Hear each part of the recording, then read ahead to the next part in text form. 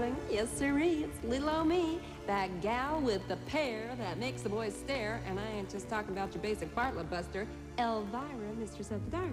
And welcome back for another crack at good old movie Macabre. Now, this time around, we're serving up a little graveyard romp called Kill and Go Hide. I mean, not a bad idea. If you kill, you better go hide. But what they did, see, they took that old childhood favorite, hide-and-go-seek, which is sort of like pin the tail on a donkey, only not really. And then they turned it around. I mean, not the donkey, the other one. They turned it around well, I'm sure they must have had a good reason. Why do I even bother trying to explain these things? Anyway, it's called Kill and Go Hide. If I said any more, I'd probably just ruin it for you. So I'll just stop yapping long enough to let the advertisers get in a word, and then it's showtime. Deal? Deal. Stay glued. I think I already know how this story goes. See, the chick takes the shortcut through the woods, and she comes upon this big bad wolf, see? And the wolf says, "Hey, Little Red Riding Hood, what you got in that basket?" And the chick answers, "357 Magnum, dude, make my day." I know it sounds kind of like a sick premise, but after all, this is Movie Macabre. And I guess that girl didn't see the sign back on the road. Watch for falling barrels. You don't just put them signs up for the fun of it, you know. And you gotta be careful out there. And where did she come up with that junker of a clunker that she calls a car? Why, that old jalopy looked older than my heap, the old Macabre-mobile. Let me tell you about the Macabre-mobile, okay? It's a 4-passenger job. 1 steers, the other 3 push. Golly. Oh, you're watching Kill and Go Hide on Movie Macabre. We'll get right back to it after these words from the folks who pays the bills.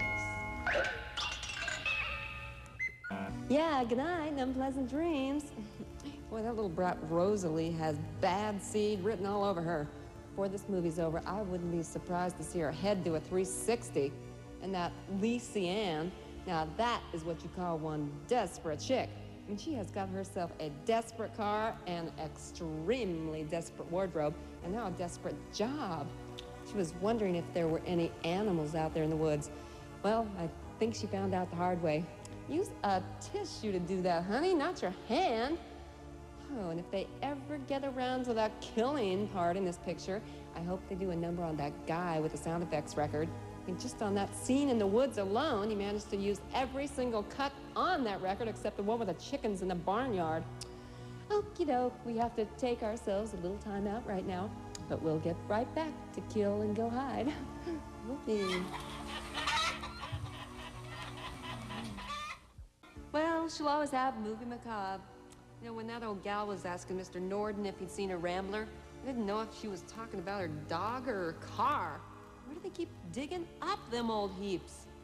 Maybe this is supposed to be like a period piece. It's like bad period. Hey, maybe the guys who put up the bread for this turkey started out in the used car business. I bet you dollars to donuts. Donuts? No, it's just an expression, little girl. And that's a real nice job you're doing there with your Crayolas. Actually, her drawings do have nice composition, but since she likes drawing dead people, maybe I should say nice decomposition. And I'm glad to see that she's inherited her father's sense of humor. I mean, she thought that story about the Boy Scouts and the Oleanders was a real double knee slapper. Yeah, it was a heck of a lot funnier than that time they all came down with poison oak. Wonder if old Mrs. Whitfield ever heard that Oleander story. Why do you ask that? Just trying to make conversation till they get the commercials threaded up, Granny. I mean, don't get your knickers in a knot. I'll be back, but don't expect her to be. Well, poor old Mrs. Whitfield ended up just like that princess telephone of hers, dead. And then, to make matters worse, it looks like them so-called friends of Rosalie's went and spread strawberry preserves all over the old gal's face. Well, that's a real nice crowd that little brat Rosalie is hanging around with. And I guess this means old Mrs. Whitfield is reunited with her dearly departed husband. But since she already talked the guy to death once, maybe this time she can talk him to life. Talk him to life? Yeah. That's one of my better lines. Aw, they're all dumb. Nothing but critics. Just what I need, another critic. Our movie continues right after this. One more person. Well, scratch one gardener. Call that getting nipped in the bud. Or maybe in his case, maybe it's the other way around. You heard of mother of pearl? Well, that gardener had pearl of mother. Yeah, he was harboring those pearls. Of course, we've all heard of Pearl Harbor. Oh, so clever. And I'll tell you something about that little monster, Rosalie. I mean, she is enough to give Halloween a bad name. I wouldn't be surprised if she carved that jack-o'-lantern of hers with a chainsaw. Had to give her 10 points, though, for using one of them trick candles from the joke store that you can't blow out. Boy, I could sure use a stiff drink right about now. You know, something to calm my nerves. Hope you're not a nervous woman. Well, not really, Father, but I didn't want to come off sounding like a lash. Hand me some of that hard cider, would you? Oh, boy. I'll say this cider's hard. Wow, hard as a rock. I think maybe I've got that Rosalie kid figured out. She just has these mood swings. Boy, you just look at that kid wrong and you end up on that stupid sketch pad of hers. I mean, what'd she do? Answer one of them draw me ads on the back of a matchbook? She's like a graduate of the Charles Manson Art Institute. Remember what she did to poor old Mrs. Whitfield? And then she did a number on that Japanese gardener? Well, now she's gone and done her own dad in. She even went and gave her teddy bear a bloody nose. But I am telling you, that kid is bad news. You shut up. Hey, you shut up! And next time, you tell me when you're gonna sneak in the room. I don't have to tell you anything. Oh, yeah? Well, you see this hard cider, kid? Rats. I missed. Oh, well, we'll get back to the movie after these messages. Hey, come on! Will you guys knock it off with all the hammering? I got a show to do here. I mean, okay, maybe it ain't much of a show, but it's the only gig I got. I'm telling you, of all the times for Attila, the program director, to have his office remodeled. Yeah, he was having it done in early Inquisition. Hey, have I ever shown you a picture of Attila? Yeah, that's him right there. The little woman, kids, and family pets. Not a pretty picture, is it? Well, it's nice to see they're sticking with the Halloween motif in this movie. Halloween being one of my favorite times of the year. They've got all those graveyard ghoulies wearing cheap Halloween masks from the 5 and dime. You're not expected to hear them all yell trick or treat. Sure was lucky for Lise that she had that guy around to figure out that business with the horn. I guess you could say it gave him a new lease on life. You could say that. Oh boy, thank God they're safe though. I mean, for a minute there, I thought they were all gonna be killed, and then the movie would be over and... Hey, you zombies! Get back here! Hurry up! Come on! You gotta finish the job. Geez, I don't know which to do. I mean, cover my eyes so I don't have to watch, or cover my ears so I don't have to listen to that dame scream.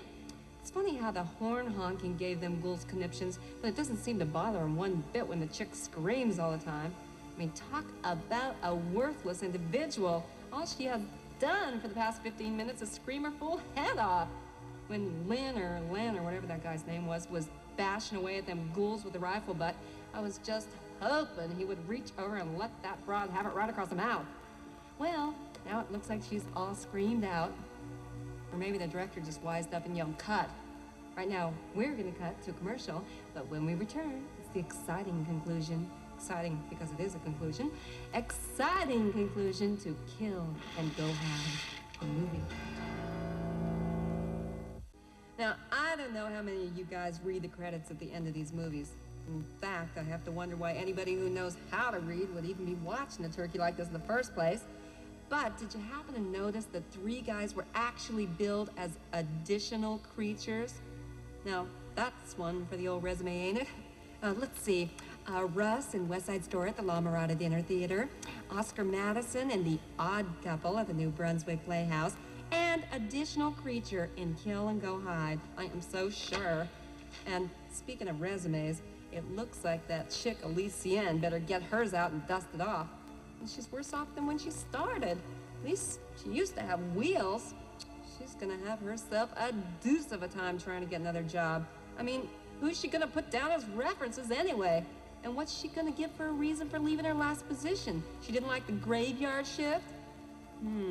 Maybe there's a TV series in this. Each week, she could go from town to town, moving in with a new family, and something terrible could happen to her. Like one week she could lose her, let's say her keys, and then another time she could lose her voice, and then maybe she could even lose her virgin wool sweater. Yeah, I like it. Let's run up the flagpole and see if anybody salutes. Nobody saluted. Well, according to the old clock on the wall, we're just about out of it. Time, that is. So here's a swack to bring you back. And I'll be looking for you next week. Until then, darling, may all your dreams be unpleasant dreams.